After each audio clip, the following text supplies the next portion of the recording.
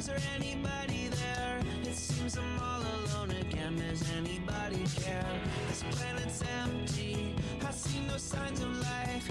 Please don't tell me that the human race did not survive. There are no people in the future. There are no people. There are no people in the future. No people at all. There are no people in the future. Where did all my people go? There are no people in the future. Let me try my people call. Where are all my people?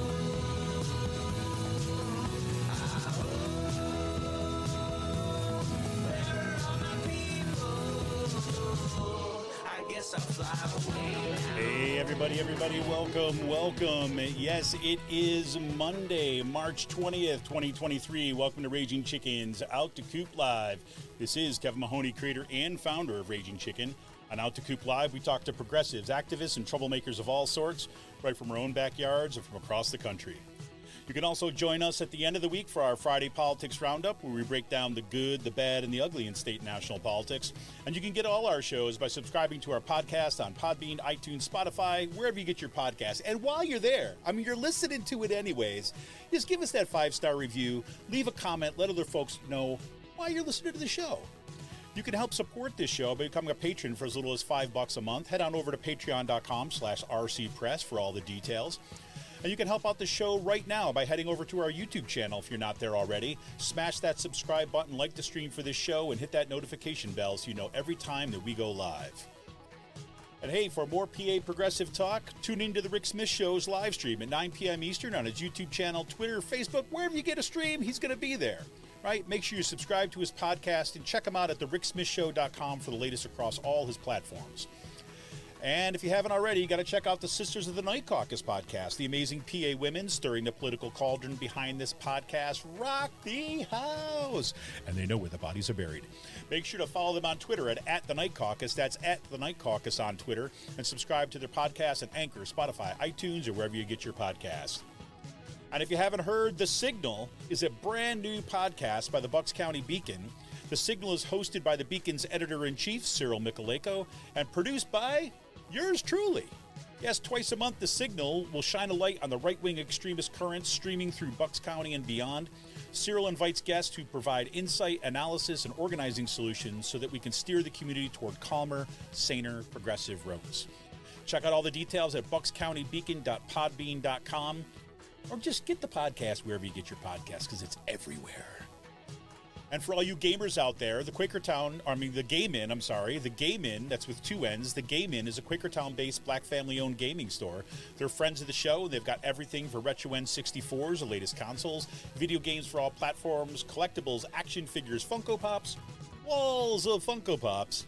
And kids get discounts where they get A's in the report card. You can't beat that. Check them out on their Facebook page and follow them on Twitter at The Game Inn. That's two N's. If you've got a question about a game, look for something hard to get, shoot them a message or drop them an email at thegameinpa@gmail.com. And a special shout out goes to Jonathan Mann, who wrote our intro song, There Are No People in the Future. Check out all his great stuff on his YouTube page and follow him on Twitter at Song of Dayman. Again, two N's, at Song of Dayman on Twitter. And look, everybody, don't let Paul Martino and his oligarch friends buy our schools and push extremist politics in our community. Raging Chicken has teamed up with Levelfield to launch a truly community-rooted PAC to invest in organizing, supporting local and statewide progressive candidates, and unmasking the toxic organizations injecting our communities with right-wing extremism. We're putting small dollar donations to work to beat back the power of big money. You can get more information and drop your donation at ragingchicken.levelfield.net. That's ragingchicken.levelfield.net. Well, everybody, I'm very, very excited, as you know, about tonight's show. This week, I welcome Alan Gratz to the show, and we're going to be talking about his latest #1 New York Times best-selling young adult novel called 2 Degrees, and the controversies over the Kutztown Area School District's canceling of their one book, one school middle school program that was set to read 2 Degrees. Why did they cancel reading his book? Well, it's a familiar story of right-wing extremism infecting our schools. Right-wing members of the school board and in the community objected to reading the book that accepted the reality and the threats posed by climate change. Now, on April 15th, Gratz will be one of the featured speakers at the 25th Annual Kutztown University Children's Literature Conference. And in the wake of the decision by the Kutztown Area School District to cancel their One School, One Book program, he made extra time to meet with the community while in town. He'll be doing 2 events at Firefly Bookstore in Kutztown on April 15th as well. At the evening event, I'm totally psyched for this. At the evening event, he'll be interviewed by Jocelyn Diffenbaugh. Now, she is the founder of the local teen band book club, which you all know because we've been talking about that. And details for the events can be found on Firefly Bookstore's Facebook page and through the links in tonight's show notes. Alan Gratz is the #1 New York Times bestselling author of 19 novels and graphic novels for young readers, including 2 Degrees, Captain America, The Ghost Army, Ground Zero, Refugee, Allies, Prisoner B-3087, and Ban This Book. A Knoxville, Tennessee native, Alan is now a full-time writer living in Asheville, North Carolina with his wife and daughter. Learn more all about him and check out all his amazing stuff at www.alangratz.com. Alan, welcome to tonight's show. Hey, Kevin, thanks so much for having me. Man, I'm so absolutely thrilled to have you on for tonight. Number one, as I've said to you, is my daughter, she's an 11-year-old middle school student, is a huge fan. And we were excited to actually to read 2 Degrees, and we hadn't read it yet when all this went down, in part because she's like, you know what, I've got a couple other ones that I'm going to finish first before we get those. All right, that's fine, that's great. So that's great. And also, it just seems, I had no idea this was going to happen today, but today also the IPCC, the Intergovernmental Panel on Climate Change, released its summary report with some pretty sobering numbers and background. And it's also the 20th anniversary of the beginning of the Iraq War, which is something that you've kind of, weren't writing wrote directly about tangentially with Ground Zero, because the Iraq War, the war in Afghanistan, as we know, they're connected. 100%. So, thank you for being here, and and thank you again for taking that time to make some extra time for these kids who were so excited to kind of read your book as part of that program, and to make some time to be there out there in the community for kind of a broader discussion. Oh yeah, it's my pleasure. It was already booked to come to the Kutztown University Children's Lit Conference, which is for educators to come in and to meet authors and to learn new strategies to use those authors' books in the classroom and find new ways of teaching and then I think the idea was that the Kutztown School District would read 2 Degrees as a One Book, One School program, knowing that I was coming to town. And then you guys know what happened. You know better than I do what happened because you live there and everything that's happened since then. So I was already coming to town for the Kutztown University Children's Lit Conference. And so, yes, when all this started to go down and they contacted me, they said, hey, do you know what's going on? I was like, oh yeah, I've got Google alerts. I've seen the article in the Philadelphia Inquirer, so no, and your local newspaper actually covered it first, the Reading Eagle, right, and did a great job covering it. And I thought really a really in-depth look at what was going on and a lot of quotes from people. So that was fantastic. So shout out to the Reading Eagle. But then once we realized that all this was happening, that we discussed it real quickly and we said, hey, I need to get in front of people in public, not just at the university. And that was what was behind the public events at Firefly. So April 15th, from 1 to 2, that's just kind of a meet and greet. If you can't make the evening event, but you want to come by and get a book signed, come by from 1 to 2. I'm going to walk over from the conference, then walk back to the conference, finish up the afternoon over there at the university just down the street, and then I'm going to come back again at 6:30, and I'll be there from 6:30 to 8, and that's when Jocelyn and I are going to have our discussion, and we'll do another book signing. So a couple of times for the folks in your community to come out and see me and say hello. Yeah, that's fantastic. And I know that the group Red, Wine, and Blue is working with Firefly Bookstore to raise funds to get 200 copies of your book to have on hand to give out to those middle school students who were looking forward to reading it for true. And and I know that the librarians and the teachers were really looking forward to this, and they were quoted in that piece by Lisa Mitchell in the Reading Eagle, basically saying, "Look, we can't keep his books on our shelves." I mean, it's rare that you find kids that are actually gravitating towards reading, I mean, reading, but more so reading novels that are dealing with kind of historical perspectives, big issues, kind of ideas that kind of matter, right? I mean, not just like a love story, or not only kind of like a coming of age story. I mean, of course that's important, but doing it but in not just entertainment, but something else. Right, totally. 100%. So before we jump in to talk about 2 degrees, let me ask you this one. I mean, this is the point of privilege that I told you here. I asked my daughter, the big fan, and said, what was the question that you'd want to ask for? What was the question you want to open? She just wanted to know just something really basic, and it's like, kind of what inspired you to start writing for kind of a young adult audience, but also writing about these kind of big issues and these ideas for that audience. Sure. So as you pointed out, I've got 19 books out. I've been published since 2006. Been writing for young people earlier than that, but it took me that long to get a book published and in kids' hands.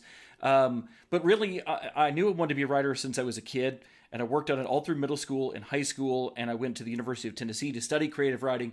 Then I graduated with a creative writing degree, and I did a lot of other jobs that had to do with books and had to do with writing. But I needed to also make a living, and so I was doing I was doing all those other jobs while I wrote and sent stuff out, and I was kind of trying everything. I was trying TV scripts and movie scripts, and I was trying comic book scripts, and I was trying novels for adults, and I was writing plays for a community theater. I was doing a whole bunch of stuff, and my wife at the time was a bookseller at an independent bookstore, and she was in charge of the kids department.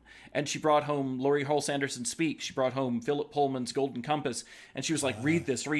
These are incredible."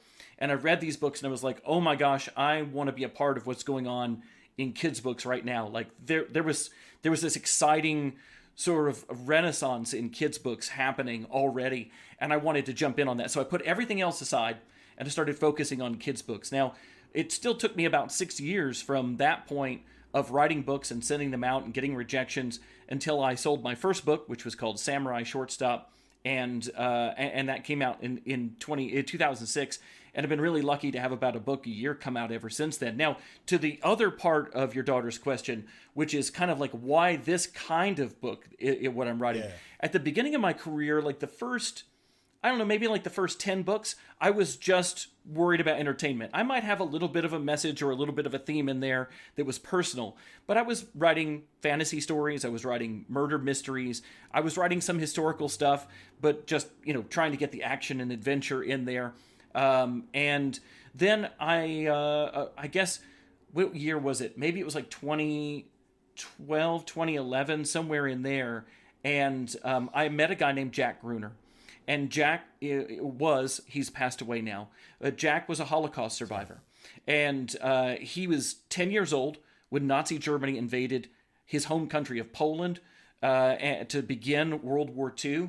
And that began for him 6 years of being a prisoner of the Nazis. First in a Jewish ghetto in Krakow, and then eventually he was taken to 10 different Nazi concentration camps. And he survived all of them, and he lived to tell his story. And he went to Scholastic and said, "I have this incredible story. Do you want to do a book about it?" They were like, "Oh my gosh, yes, this is an incredible story, but you're not a writer. Can we find a writer to pair you with to tell your story?" He's like, "Yeah." So they called me up. They had read my other books, and some of my other ones were historical. And they said, "Would you like to meet Jack and work on this book?" I was like, "Heck yeah, that sounds amazing." And so I got to meet him, and he, we worked together on this book. It was called Prisoner B3087. And that was my first book for Scholastic, and the first of my my black and white and red books, which is what a lot of kids call them my red letter books, which I think is funny because they have a lot of red fonts on as the titles. I tell people I'm black, white, and red all over, as the old joke. The old joke, right? Yeah. But so that was the first of those books for Scholastic, and then I thought, well, I'll get back to writing the fun stuff now. Like I did my heavy, serious, like here's the Holocaust from the point of view of this kid who survived it, book. And the way publishing works is you got to start working on the next book a couple of years before it comes out. I mean, everything is slow in publishing. So I'm working on the next book. It's a spy thriller, contemporary. And then Prisoner comes out. And I got more fan mail about that one book than all of my other books combined. And first of all, they were like, when are you going to write more books about World War II? It was like, okay, I hear you on that. I'm going to get back to that. But as you know, I haven't done just that. I've done climate change. I've done the war in Afghanistan and 9/11 and that sort of thing. But the thing that they really wanted over and over and over again were books that confronted really challenging issues. I'm not the only person doing it. There are plenty of other authors doing it, and they're doing it really well. But the kids who've responded to my book so strongly want that kind of read. They want a story that entertains, but they also want a story that makes them think, that challenges them a little bit. And that's really become my wheelhouse for the last 9 or so books. I heard I won't go too long on this because I know you have other questions, but I heard a really great podcast, speaking of podcasts, with Jordan Peele, who wrote Get Out and Nope. And he talked about his current movies as social thrillers. And when I heard that, it kind of clicked for me. I had already been writing these books. Like Prisoner was out, and a few of the other books that are the black and white and red covers were out. But that's when it really clicked for me and helped me focus in on what I was doing. I want to write books that are thrilling, that a kid can't put down because they're so entertaining and page-turning, but also that have a social element to them as well, that have a something that challenges the kids to think about their world, to ask questions, and talk about those things with the adults in their lives. Well, and I'll tell you, and as a parent, I can't tell you how much I could see that happen. I mean, your books. I mean, I think I'm pretty sure the first one. Well, I got to ask her. She'll correct me. She'll tell me which one. But I remember it was probably Prisoner because because after that, right, what that opened up for her was not just I want to read more books by this guy. She wanted that, but then she wanted to know more about the time. Right. So she started taking out books on like history books. That's and awesome. She got really drawn to that. And I asked her, I'm an educator too.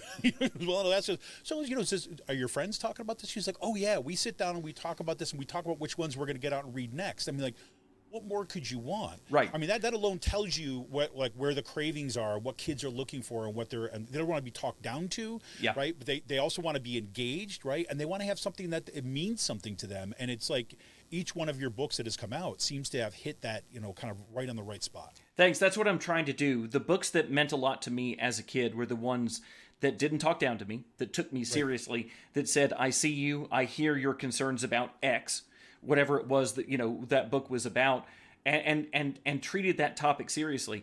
Look, not every kid's going to pick up 2 degrees and respond to it the same way that every other kid is. Some other kid is. So there might be some kid who's desperately worried about climate change, and for them, this book will answer some questions. There may be another kid who's just absolutely cannot understand the Holocaust, cannot fathom why it happened, and wants to read as many books as they can to try and understand how human beings could do that to other human beings. Right? You never know what's gonna click with a particular reader. So, well, not all of my books will be that book for every kid, but for some kid out there, I hope that each of my books is that for some kid out there, that they pick it up, they read it, and they say, oh my gosh, this is what I was worried about, or what I've been thinking about, or what I needed to know more about.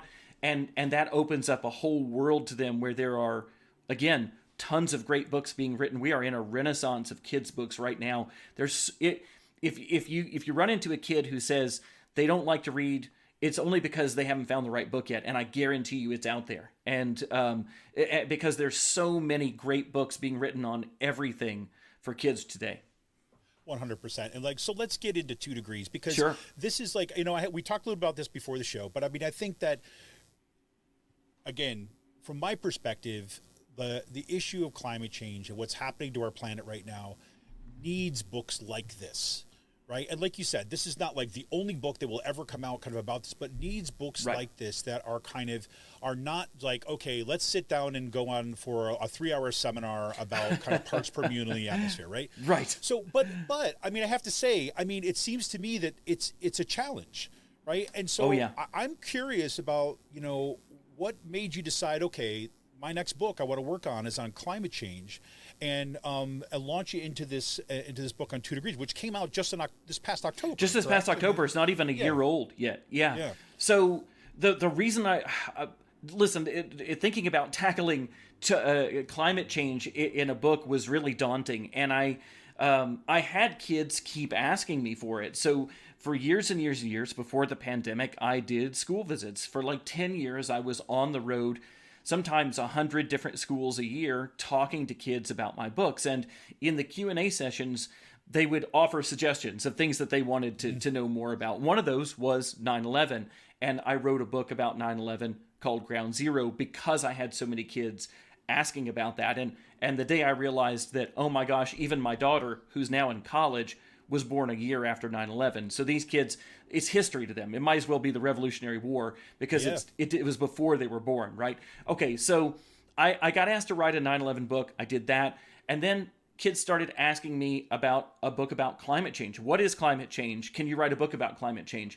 And I kept thinking, how do you write a book about something that's been going on for 200 years and at really slow pace and that doesn't have like a single villain? You know, like there's no Nazis to fight against in this, right? There's no one person to point at and say you did it, you know, it's not confined. Like I've written a book about D-Day, so it doesn't happen in the space of a day. It doesn't happen in the space of a week or a month.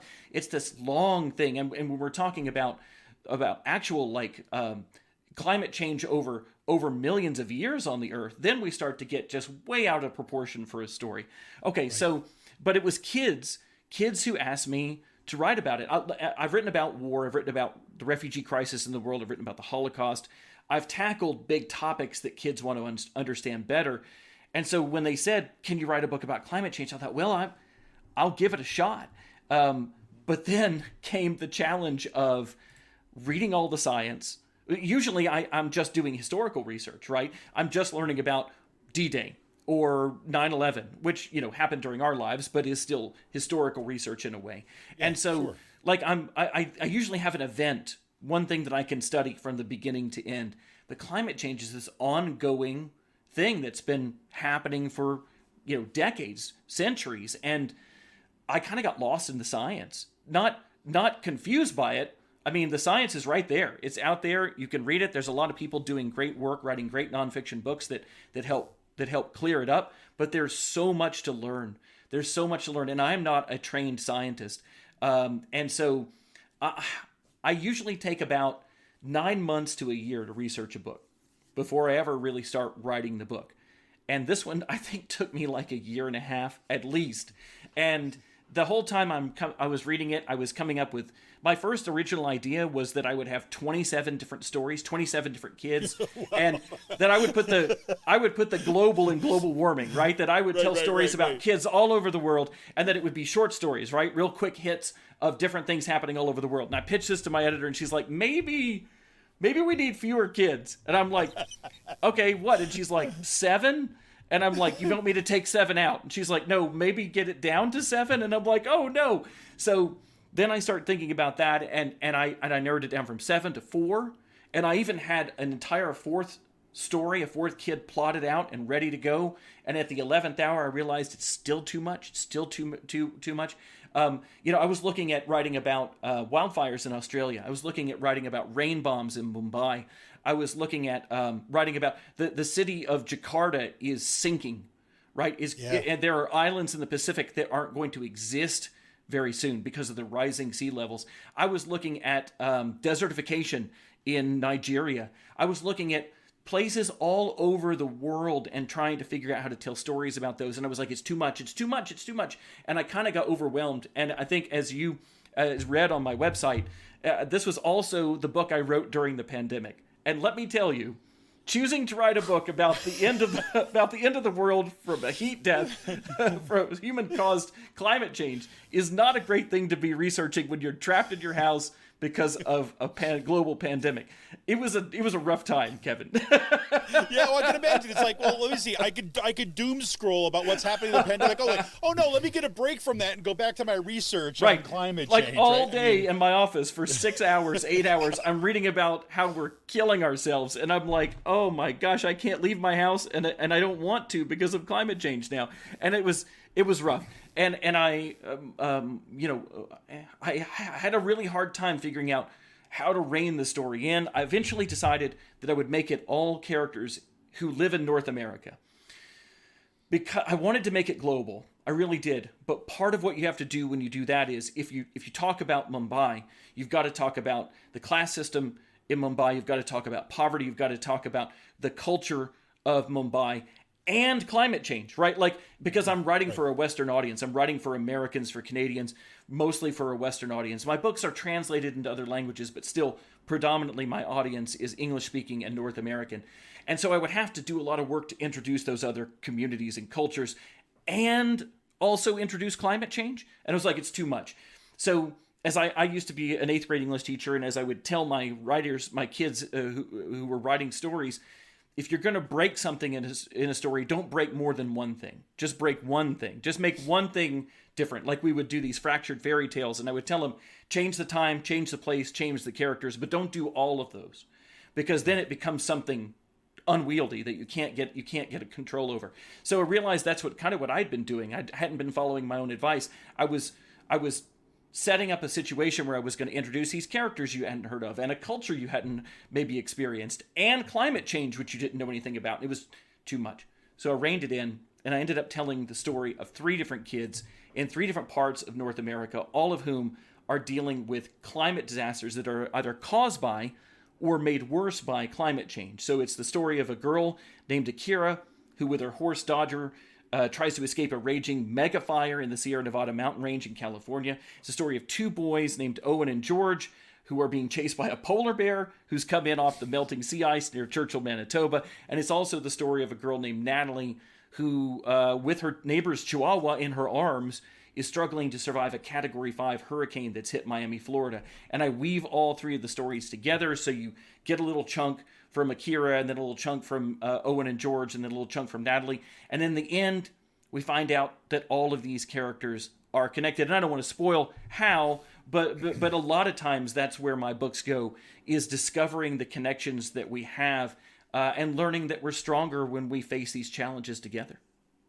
Well, and this is what I said to you before the show, too, as well. When I asked my daughter, okay, what book am I reading next? Because you got to tell me which one. And, she recommended right. Ground Zero. Yeah. And it was because exactly what you're talking about is that, that feature of the characters that you learn, that these stories that you're learning about these different kids who seem like they on the surface that are not connected end up being connected. And I think, I've got to say that what was really interesting is that the characters, even though you say, okay, yes, primarily North American audience, right? If you got a whole range of kind of diversity and perspectives and class stuff that is all woven throughout this text, right? And so that's what, again, I'm very much struggling to make sure that I'm not like rooting this story for anybody. Yeah, I appreciate that. No, exactly, because I really love kind of what you've done with that. And if I were to say anything about the book as a whole that I found that was really was exceptional, is that unlike what we saw in some of the criticism that we saw in Kutztown by the school district and things like this, is that there's kindness and there's love and caring and the importance of complex and often contradictory relationships are ever present. Right, so it's not these criticisms that were printed in the papers. This is where I'm not spoiling it. Right, was saying like, oh, you have Akira who you mentioned is like, she's mad at her dad because her dad, blah blah blah. Her dad is a climate change denier. But right. I don't vilify the dad. I totally.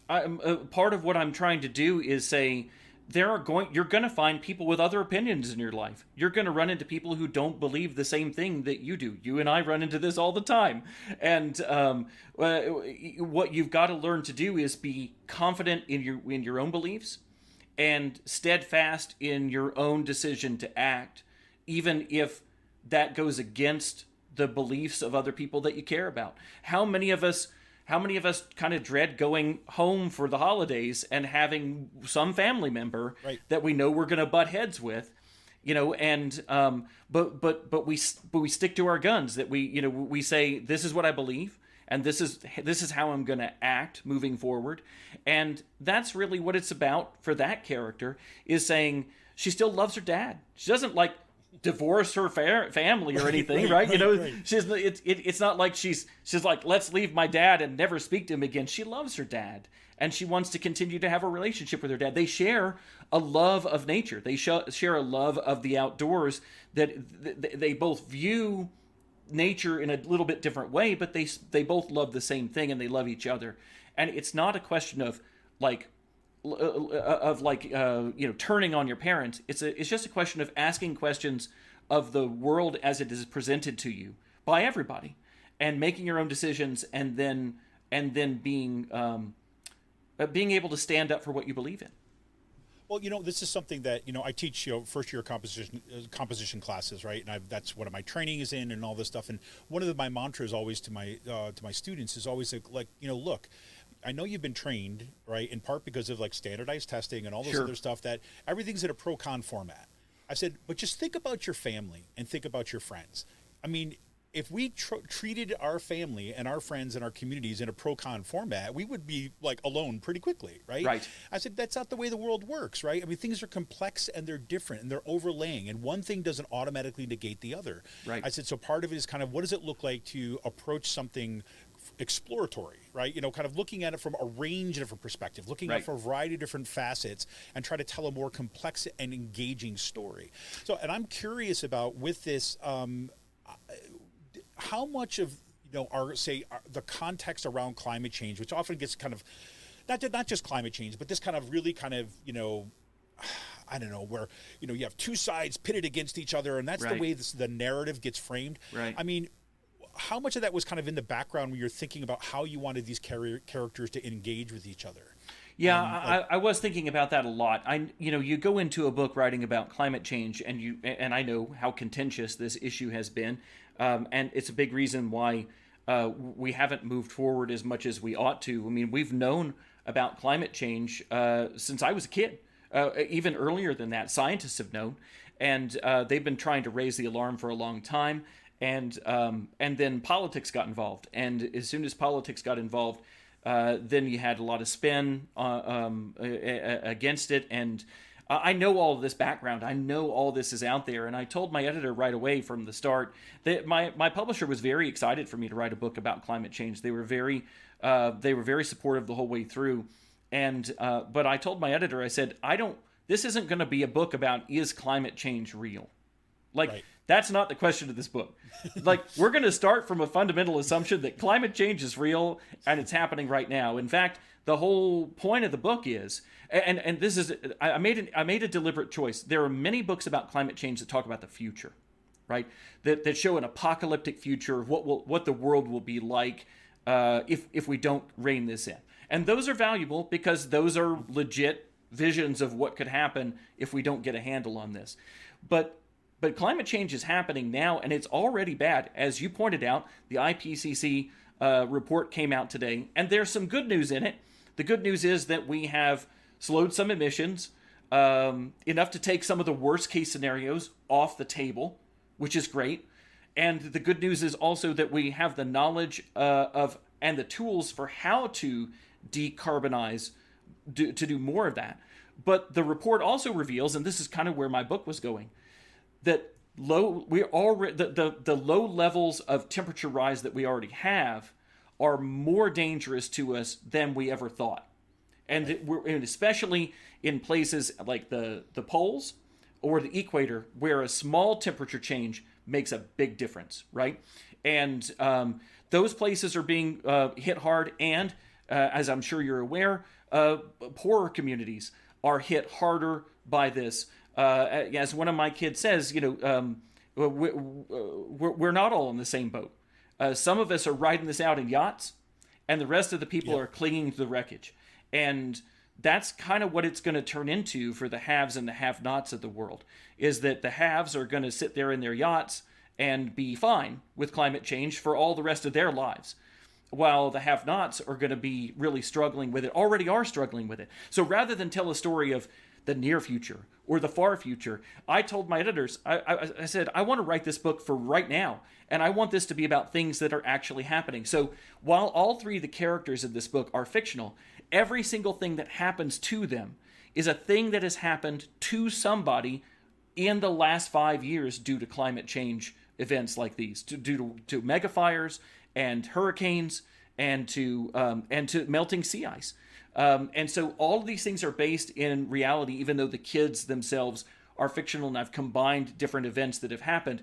but I didn't make up the science. I didn't make up Right. the events. I didn't make up what's really going on right now in the world. And that was important to me to say, climate change is not, look, all my life, people have been telling me, and I've been hearing, climate change is something that's coming down the road. We got to do something about it or it's going to get us. I'm telling you what, it's here. And there's room for it to get worse. Unfortunately, there's lots of room for it to get worse. But it's here, and we're already dealing with it. Kids are already suffering from it right now, which is why I wanted to center kids in this story and say, hey, don't let people tell you this is a down the road maybe kind of thing. It's happening. Well, and I think that this is the kind of things. There's a quote by I think Rob. It might have been from Robin Underwood, or maybe one of the chiefs. Robin Underwood, who was one of the founders of Coffee, which is the Kutztown organized for educational excellence. One of the groups that's kind of organizing around and making sure that kids get access to these things and making sure that we have sane policies that are happening in our school boards and things like this. But one of the things is like kids. We often don't give kids the kind of credit that they really deserve in terms of what they're hearing, because if you have parents that watch and listen to the news, right, or if you're talking about things that are on there, these are stories that they're seeing all the time, and whether they're absorbing half of this stuff consciously and studying it, or if it's part of the background noise, if you will, of what it means to grow up at this point in time. And so I thought that you talk about this a little bit in your author's note afterwards about some of that research about reading stories of people that have gone through this stuff. And I thought that's what made it, I think, and it is going to continue to make it that much more gripping for kids, because I think they connect with it too as well, because it's stuff that they're hearing about and seeing already. So I set the book in, all three stories happen concurrently. They're happening in different places, in California, in Churchill, Manitoba, in Miami, Florida, but they all happen at the same time, right around the same time in October. And that's because one of the core reasons I wrote the book like I did is I read a story that said that during one 30-day span in 2019, I think it was, something like a third of all American citizens were going through a climate change-related weather disaster all at the same time. It wasn't the same disaster. It was different disasters all over the country. A third of American citizens all at the same time. And in 2019, it's already happening. And if we're going to see those numbers grow, I always start my presentations by when I'm talking to kids, by saying, you may have heard of climate change. You may have already lived through a climate change event, because so many people already have, and that's the thing is we've got kids out there going through it. As you say, kids are more worldly today than they were when we were kids. And this is a hard thing for adults to get our heads around sometimes. We always think, we want to protect kids. We want to keep them innocent for as long as possible. And I get that. I have a daughter, and I wanted her to believe in fairies and Santa Claus and everything for as long as she could, right? Like I encourage that. But I also knew that the real world was encroaching on her faster than it did on me when I was a kid. We've got kids who are going through active shooter drills in kindergarten. We've got kids who are marching in Black Lives Matter protests with their families. We've got kids who are out there on the front lines of climate justice. Like Greta Thunberg has made a huge difference as a kid. The kids at Parkland were huge on gun violence and gun control. We've got kids who are dealing with this stuff because the world is coming at them. It's coming at them faster than ever before. And even if it's not happening to them, they hear it on the radio, they hear it on television, or see it online. And I would rather they have a book where they can experience that issue, whatever it is, in a safe way, where it doesn't have to be them going through this horrible thing themselves, to see what it's like to empathize with people who've been through it and to decide that they want to do something about it and change their world. I think that's the power of books, is that books, they build empathy. And I think empathy leads to compassion, and compassion leads directly to change. I think that once you see people in trouble, I don't know how you can't help them.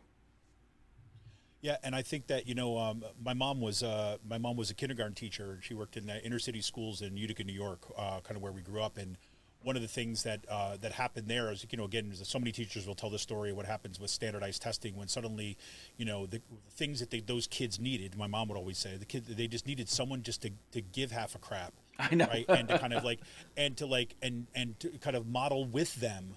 Right, that this was a safe space, and they got a place to talk about this stuff, and all that stuff was being taken away. And and she uses the same kind of words. She's like empathy, is one of the things that we're supposed to be teaching in school. Right, that's what it means to be part of a society. Right. So it's one of the things I regret about one of the things I regret about the decision to not use the book. In the One Book, One School program, it's obviously super disappointing from my point of view. It's the first time anything like this has happened. The book wasn't banned. Banning a book is like taking it off shelves and saying nobody can read it. The book wasn't banned, but it was removed from the One Book, One School program after the teachers had already said, we have read this book. We think it has value. We want to teach it. When they'd gotten grant money to bring in those books, there's a certain point where you have to trust the educators that you've hired who've gone to school for this, the librarians, the teachers, that they've made a conscious decision to bring something in because they think it has educational value and that they want to discuss it. And it's sad to me that the community won't be able to read the book and have that discussion. The whole idea of building empathy and compassion, and it can't happen if you don't have the discussions. And I know a lot of people were lined up to come and defend the book and defend the right to read this at the school board meeting, but the rug kind of got pulled out from under him by the superintendent, who just kind of unilaterally canceled the program, or canceled this book as a part of the program, which is, I guess, within his purview, but it took away all the debate, and the argument was, as I understand it, that we didn't want to bring the controversy into the classroom. They didn't want the teachers to have to deal with that. And I get it, but I get what he's saying there. But at the same time, this is how the lone voices win. This is how the people with the outsider kind of viewpoints win, is by making a stink. And if we give in, if we give in to that, then they've won. And there's usually a review process for these kind of things, and that's what the school board meeting was supposed to be for. There wasn't even a school board vote on it. It was done because it was already yanked before the program. That's the part was devastating for me too as well, and I think that so many parents felt afterwards, and also felt that some of the explanations that came on afterwards would say, well, we don't want the teachers were worried about this. That was a little bit disingenuous and a little bit of kind of like the CYA, making sure that it's not going to come back to bite mine. Right. And because so the teachers were really upset about it. And like you said, they put in a ton of work to have this here. And to go back to that, what you were saying there about empathy too, is I think what was so awesome when I first heard that they were going to read your book and that this is the discussion, I said, finally. Right, you're gonna be able to have this discussion in a way, like in a community way, because that's essentially what we need, right? Yeah. I mean, to be able to even talk about climate change, we need to be able to talk about this as a community and talk about all these issues, and to kind of almost, I don't want to sound like naive or simple or something like this, but to reconnect with each other and saying, look, we're here, and what are we going to do as a community to make sure that we're safe, and not just us, but these kids that we love so much. The kids who are inheriting this world that we're heating up, by removing the conversation, if a climate change denier feels like they really have a case, then let's have a conversation about it and let's have a debate about it. But yanking the book before anybody can have a debate, that tells me that the other side didn't really feel like they had much of a case, and the easiest thing was just to get rid of the book so that nobody would talk about it. And I think you and I see it for what it is. It's just a political ploy to get the book to not be read. But if your argument can't stand up to a book written for middle graders, then I don't know what kind of argument you really have. Right. I mean, especially when, literally, I'm reading your book, like I read your book, and I read your book, and I'm like looking for all these things, all these claims, all these things that were said about it. And I'm like, are you serious? Right. I mean, you can't get a page, like you pull out a quote on one page, you can't get to the next page before that unravels the critique that they're making of it. I mean, that's what was astonishing to me.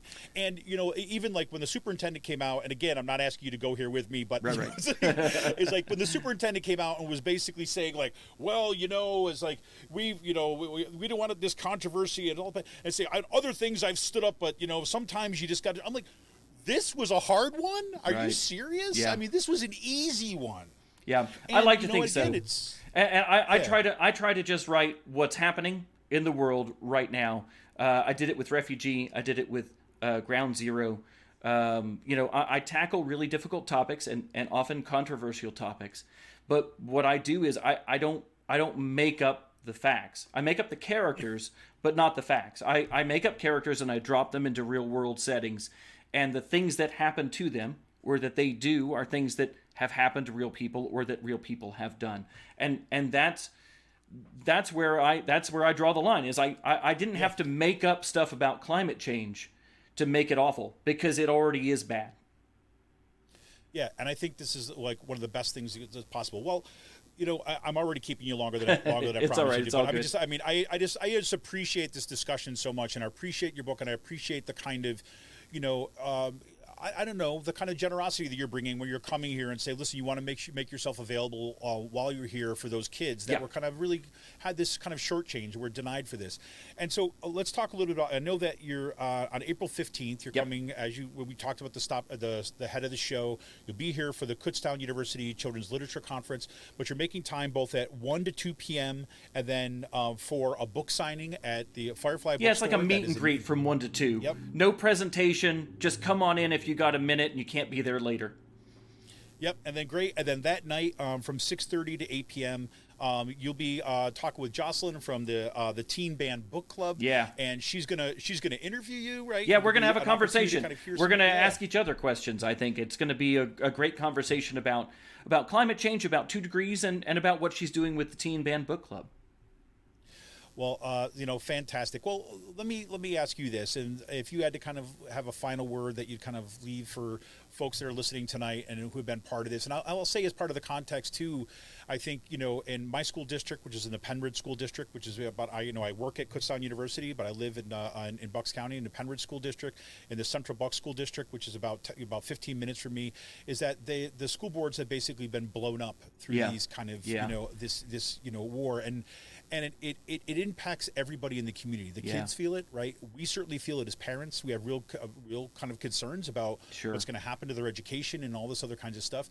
And I know that's part of the concern too as well, where people like the coffee group, Robin Underwood, and kind of other parents that have been getting involved with this, people that are trying to stand up and trying to make their community safe and kind of protect what they see is necessary to preserve an education. So, I mean, these are the conversations we've been having in this space and others. And so if you're thinking about those folks and kind of, coming to Kutztown and stuff, what would you want to leave folks with tonight? So, since the community isn't going to read 2 degrees, I hope a lot of people will come to it on their own. But here's what I was hoping people would take away from the book. I was hoping that people would understand what climate change is and why we have to do something about it right now. But also, more importantly, how it's impacting human beings right now, not at some nebulous date in the future, like I said before.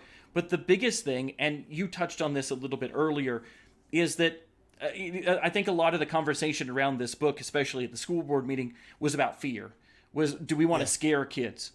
And there's a lot of frightening stuff in this book. There's a lot of frightening stuff in my other books. There's a lot of frightening stuff in the world. But here's something that you will always find at the end of every one of my books, and that is hope. I think that human beings are amazing. We're creative, we're inventive, we're incredible problem solvers. One of the things I talk about with my D-Day book is how we were all able to come together as an international community and work together to overcome like this great and deadly challenge. We can do this. We have done it before as a global community. We have the ability to fix this, to fix climate change. And here's the thing I want to leave people with. If the bad news is that humans are causing climate change, the good news is humans are causing climate change. That means it's within our power to stop it. right? This isn't some comet crashing into the earth. Yep. It's not something that happens every million years that we have no control over. It is us. And if it's us, we can change our behavior and we can make things right again. We can fix things. And so if the bad news is that humans are causing climate change, the good news is we can fix it. Man, I can't think of a better place to leave this conversation tonight, and I appreciate it so much. And again, everybody, the book is 2 Degrees, and you can get it virtually everywhere. There's a link in tonight's show notes, and I've got a link down there to go through IndieBound to kind of help support your kind of local bookstore. I know you can get it from Firefly Bookstore, Doylestown Bookstore here in Bucks County. Great places. Find your local bookstore and get it through them. And if you're able to come out on April 15th, either from 1 to 2 for a short meet and greet, or able to be there for the the interview later on that night from 6:30 to 8, please head out. Firefly Bookstore, it's on Main Street in Kutztown. Please be willing to come out there. But make sure you get this book. Make sure you read this book. I am a big fan of saying we should be having reading groups of every little town, kind of all throughout this Commonwealth and beyond, talking about this book with our kids, because I can't think of a more hopeful way to have this. Despite the fear, despite the concern, this book is about hope, ultimately. So thank you, Alan, so much for joining me tonight. Thank you for being so generous with your time, and I look forward to meeting you in person on April 15th. I'll see you in April. Kevin, it was a pleasure. Thanks a bunch. Thanks so much. All right, everybody, this is Kevin Mahoney, editor and founder of Raging Chicken. Want to remind you can help support this show by heading over to patreon.com/rcpress. Want to make sure that you pick up your copy of 2 Degrees. Links in tonight's show notes. Check them out at alangratz.com for all the info. We'll see everybody soon. See ya!